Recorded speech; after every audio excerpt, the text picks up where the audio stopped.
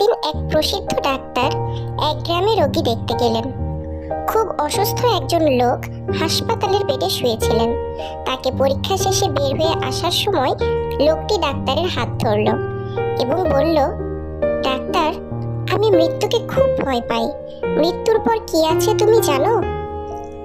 Doctor বলল, আমি আসলে জানি না। লোকটি বলল, তুমি জানো না? তুমি কি ধর্ম মানো না? ডাক্তার চুপ করে রইল। এরপর সে মাথা ঘুরিয়ে কেবিনের দরজার দিকে এগিয়ে গেল।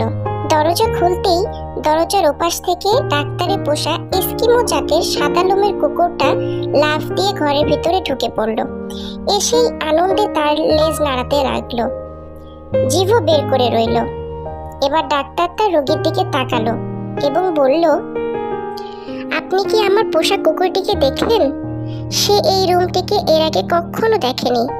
সে জানতও না ভেতরে কি আছে। সে শুধু জানতো ভেতরে তার মালিক আছে।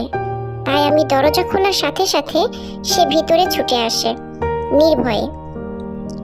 এই গল্পটি থেকে আমরা এটাই শিখলাম যে মৃত্যুর ওপারে কি আছে তা আমিও খুব কম জানি, কিন্তু আমি একটা ব্যাপার জানি।